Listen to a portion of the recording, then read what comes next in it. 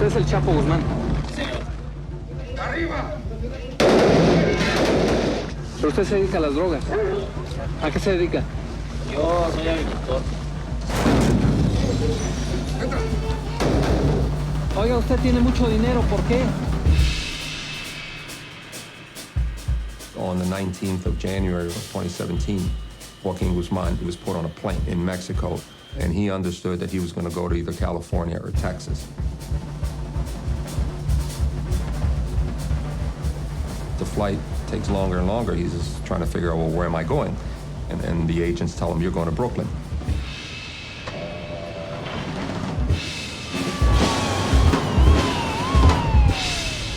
Mexican drug lord Joaquin El Chapo Guzman made his second court appearance since being extradited to the United States. Earlier today, he was transferred via massive security detail from a Manhattan jail to a courthouse in Brooklyn. I would say Chapo Guzman has gone on to become one of the three most infamous gangsters in modern history, along with Pablo Escobar and Al Capone. Chapo Guzman is someone I consider to be the most dangerous drug dealer in the world. After bin Laden was killed, he was public enemy #1. He may also be the world's richest outlaw. This month's Forbes magazine put Guzman on its annual billionaires list. The cartel boss has twice escaped from Mexican prisons. One of the most spectacular prison escapes ever. The tunnel that this man built, a mile long, 3 stories underground. Chapo Guzman is a myth. A lot of what we know about him is based on exaggerated stories about him. There are new questions about that clandestine meeting between El Chapo and Sean Penn. Billions and billions of dollars, paying for the guns, paying for the corruption. Chapo Guzmán es un testigo de cómo han funcionado las redes de corrupción y de tráfico de drogas, no solo en México, sino en el mundo, en los últimos 40 años. He's facing a 17-count indictment for crimes including criminal enterprise and distribution. Quite frankly, I think every case that I've had has prepared me to represent Joaquin Guzman. I see his case as a large narcotics case. I don't see this case as Joaquin Guzman's case. I will represent him as I do any other client. It's just in this particular case, you have a name that's a high profile. You get a lot of notoriety. And when we get in the courtroom, it's not going to matter whether it's Chapo Guzman or Joe Blow. It's going to matter, can the government prove their case against him?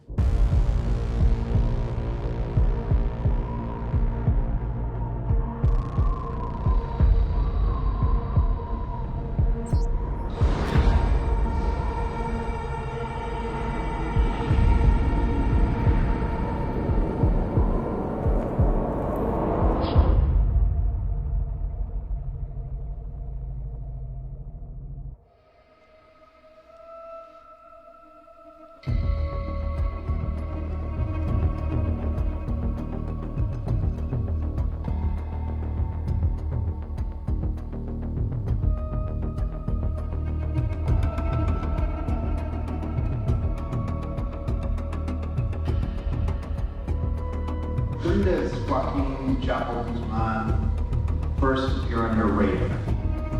It would have been the late 80s, early 90s. We had heard quite a bit about him, although some people actually thought he didn't exist. Shorty Chapo was the word. One of the things he did very well was try to keep a low profile.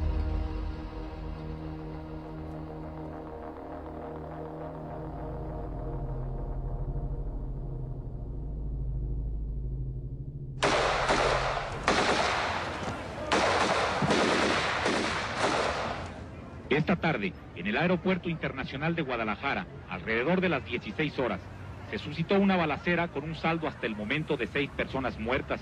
Entre las víctimas se encuentra el señor Cardenal Juan Jesús Posadas Ocampo, arzobispo de Guadalajara. If I recall my timing right, I was still working in this classified project in Washington, and we had direct access to our Mexican counterparts. So we heard about it immediately. The brazen attack of a high-profile, beloved religious leader, it does not get much worse than that. El tiroteo se inició dentro de las salas de espera del aeropuerto.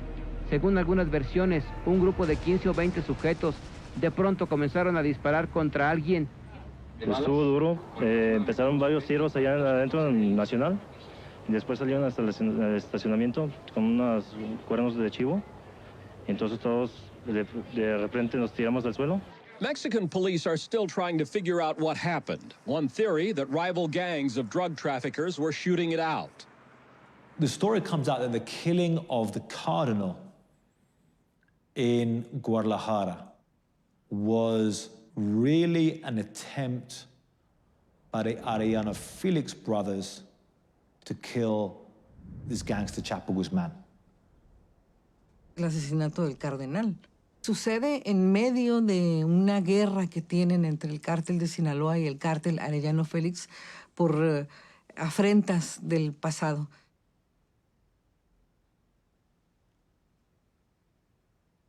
Los Arellano querían matar al Chapo y su gente, y el Chapo y su gente querían matar a los hermanos Arellano Félix. This was a fight between drug cartels. Because they were controlling territories that bordered on each other, friction would break into personal arguments and then violence. La idea era asesinar al Chapo y terminan asesinando al cardenal.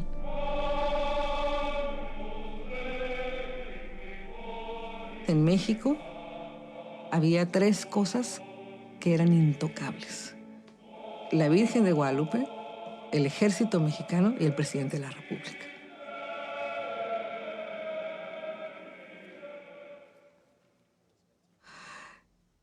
Y el narcotráfico, que está en su etapa de mayor crecimiento criminal, toca a una de estas instituciones, que es la Iglesia Católica.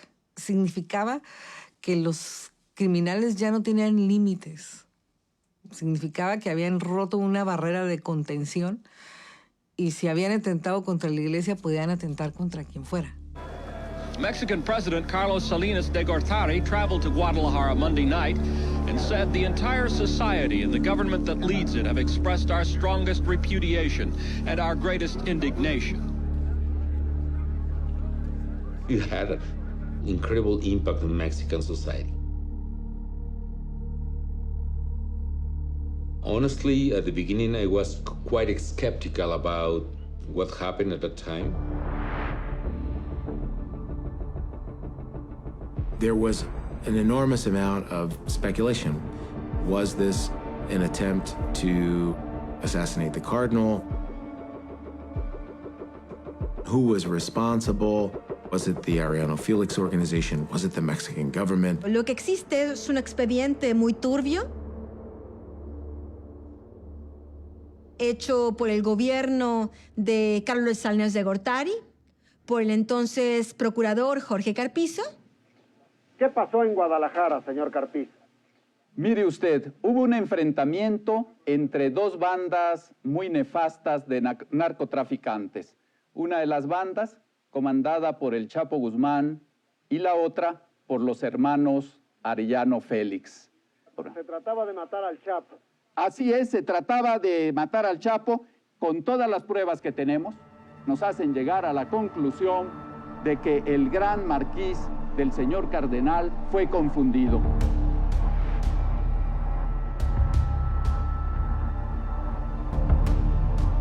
Habían asesinado a un príncipe de la iglesia.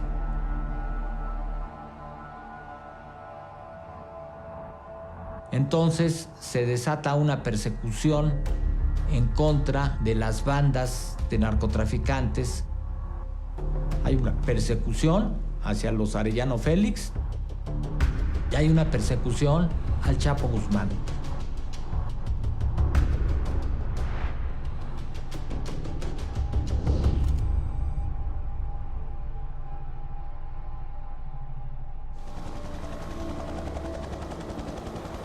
La gente hablaba en voz baja sobre Joaquín Guzmán, de que era el jefe, de que tenía mucho poder en Durango, que tenía mucho poder en Badiraguato, que tenía poder en Sinaloa, pero no era todavía un narcotráfico tan público.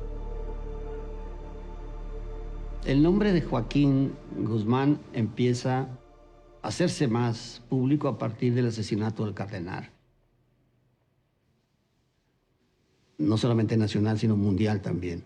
A partir de ahí, él es Joaquín el Chapo Guzmán. I joined the Drug Enforcement Administration in December of 1973. President Nixon created what he called the Drug Enforcement Administration. I was 22 years of age, and I immediately started to do a lot of undercover work. The Mexican organizations were only dealing with heroin and marijuana. They started to form unholy alliance, if you will, with the Colombian cartels to funnel massive amounts of cocaine into the United States. In 1989, we captured Miguel Ángel Félix Gallardo, the head of the only cartel that existed in Mexico during the 1980s. He's put in prison, and at that time, the Guadalajara cartel fragments. Following the arrest of Miguel Ángel Félix Gallardo, there was reportedly this meeting in Acapulco, and there was a restructuring of the drug trafficking world then. Territories were divided out. Mayo Zambada and Chapo Guzman were given the Arizona-Mexico border and some of the area of California, Mexico, but the more desert areas. And the Arellano Felix brothers were given Tijuana.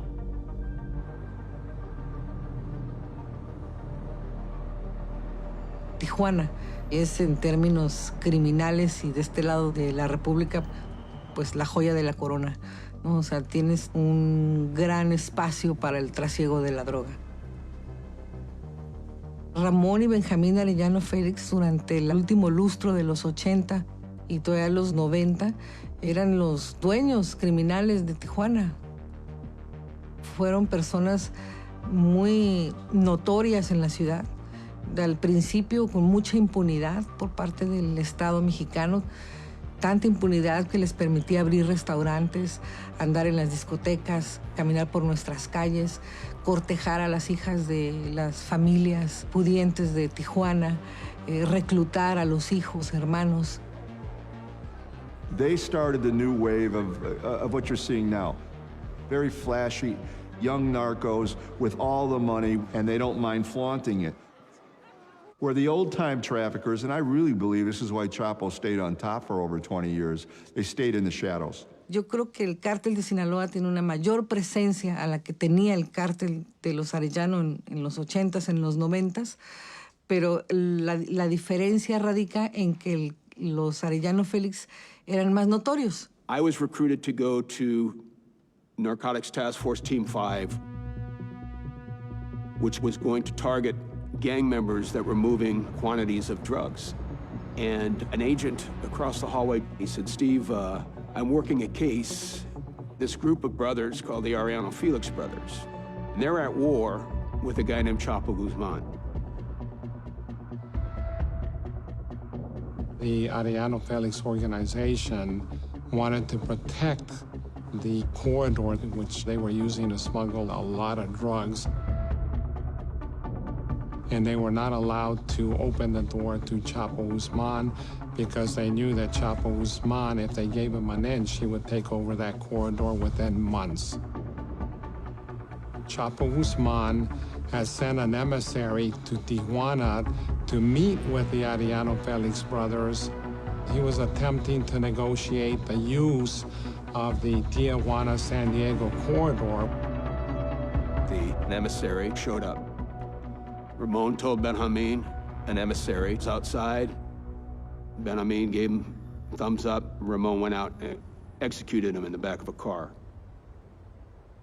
Chapo Guzman took that as an insult, and, you know, he was not going to let that pass. It just got really nasty. It intensified, and it became permanent in November 8th of 1992 at Christine's discotheque down in Puerto Vallarta. La ciudad y puerto de Vallarta, en Jalisco, vivió una de las peores masacres que haya registrado su historia. La madrugada del domingo, un grupo de 30 sujetos fuertemente armados irrumpió en el interior de la discoteca Christine. Chapo's men stormed the discotheque and tried to execute the Arellano Felix brothers. Los pistoleros se dirigieron a una mesa específica y se inició el tiroteo que duró por espacio de 10 minutos. Ramon Arellano Felix and others were partying there. They were in the bathroom at the time and escaped through a bathroom window. 6 personas murieron en la balacera y una más falleció en el hospital. It was a turning point in Mexican drug trafficking. It became a war. It was the Arellanos against everybody else. Cartels became more militarized. Assault rifles, sidearms, grenades, police uniforms, tactical gear. They patrolled their areas like police departments. Cayó el narcotraficante más buscado de México, Joaquín Guzmán Loera, el Chapo Guzmán. Suspected drug lord Joaquin Guzman was arrested Thursday on drug trafficking charges. Mexican authorities are hoping Guzman can provide information about last month's shooting death of a cardinal.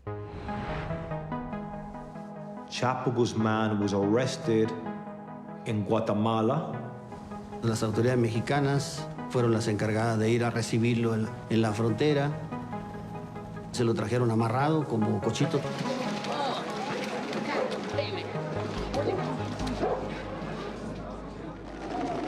¿Usted es el Chapo Guzmán? Señor. ¿Cuál es el señor Joaquín? Guzmán Loera, el Chapo. ¿Por qué cree que está aquí entonces?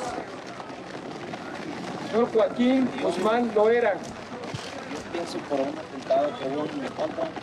Por un atentado en su contra. Pero usted se dedica a las drogas. ¿A qué se dedica? Yo soy agricultor. Es agricultor. Si no se dedica al narcotráfico, ¿por qué hay un enfrentamiento en el aeropuerto con los Arellano Félix?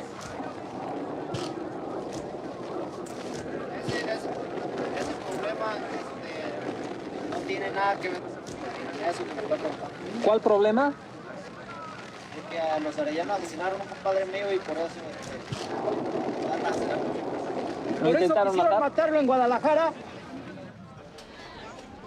El cargo principal por el cual encarcelan a Chapo Guzmán en 1993 es por el homicidio del cardenal Juan Jesús Posadas Ocampo. Y curiosamente, el Chapo Guzmán ha cometido muchos delitos, pero no existe ninguna prueba de que cometió ese.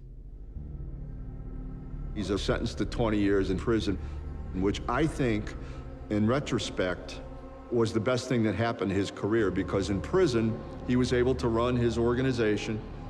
Everything is clearly accessible to him. Es la corrupción la que permite que tengan adentro de los penales teléfonos celulares, armas, drogas, alcohol y que haya prostitución. Yo voy a entrevistar a Joaquín Guzmán Loera, el Chapo Guzmán, en el año 2000, porque solicitamos un testimonial dentro de la investigación del homicidio del cardenal Juan Jesús Posadas Ocampo. La diligencia estaba programada para empezar a las 10 de la mañana y empezamos a las 11 de la noche. Ingresa un señor chaparrito con una mirada muy penetrante, pareciera como si fuera un escáner y te está analizando. Nos saluda y nos dice que si queremos un café, un refresco. A mí me dio mucha curiosidad y le dije al Chapo Guzmán, oye, ¿por qué estamos empezando hasta esta hora? Me dijo, mira, hoy yo tuve visita conyugal. Después me fui a echar un vaporcito. Y luego me fui a echar una siestecita para poderte recibir como tú te mereces. ¿Te queda claro? Pues a mí, evidentemente, que me quedaba claro que el Chapo Guzmán tenía el control del penal de Puente Grande. El Chapo Guzmán was able to organize parties El Chapo was able to receive the visit of prostitutes. Puente Grande used to be in Christmas like a resort for him and his family. He also was able to get food from the best restaurants from Guadalajara. He has all the control of the jail. The Felix brothers at that point were so on the radar that they were really the target of the Mexican government. As long as the heat was on them, from prison, Chapo was pumping dope in, pumping dope in, pumping dope in. And here's the deal, and we can't get away from this when we tell his story. Logistically, he was a genius. He was far smarter in how to move stuff across land and how to get proceeds back, I think, than anyone ever anticipated. Certainly we didn't anticipate it. His tunnels, his accounting system, even at that early time, his communication system was not vulnerable to the Mexican law enforcement. So he began putting in place almost a corporate structure, and that occurred while he was locked up. Chapo then in prison began to consolidate his power, and I think it was a safe place for him to be there. Pero la mayoría de los grandes capos son extraditados. Pues es un acuerdo que se había suspendido muchos años, se reanudó a principios de 2000. There clearly now is no place to hide for these traffickers. Mexico has reached out, extended their hand. We have accepted. We are partners. We are working together. And these individuals will be brought to justice. Chapo Guzman was deathly afraid of extradition. And that's why he sent an emissary to meet with DEA at the U.S. Embassy in Mexico City. The emissary tells us that Chapo Guzman wants to meet with DEA, and they come up with a code word so that Chapo Guzman will know that it's DEA, and that code word is Tito. So they go to the prison, they identify themselves as social workers. Several minutes later, Chapo Guzman walks in the door, and they notify him that they're Tito. So he gets this look of shock on his face, and he looks underneath the door to make sure that nobody's standing outside. And he makes an offer, and he says, look, if the United States will desist in seeking my extradition, I will give you information on corrupt public officials that I'm paying. I will give you the drug routes that I'm using. I will tell you how I'm smuggling drugs, and I will give you a plethora of information. My opinion was that we should not cut any deals. I agreed wholeheartedly trying to pursue his extradition to the U.S.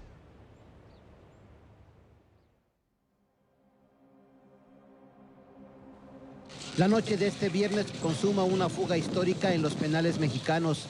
Joaquín Guzmán Loera, alias el Chapo Guzmán, pasó lista de presente a las 21:15 horas del viernes 19. A las 23 horas se dio la voz de alarma y decenas de custodios del complejo de Puente Grande, Jalisco, se movilizaron por todos los rincones. Guzmán Loera ya no se encontraba en sus celdas. El Chapo purgaba una pena de 15 años por delitos contra la salud, asociación delictuosa y cohecho. Enfrentaba además proceso por asesinato, portación de arma de fuego y por la muerte del cardenal Jesús Posadas Ocampo. La fuga del Chapo no podía haber sido en un estado donde se ejerciera el Estado de Derecho, pero es esta impunidad, esta corrupción de este gobierno mexicano el que lleva a Joaquín Guzmán a tener todo el contexto para fugarse. What we know for sure is that this was done with the full complicity of the authorities of that prison.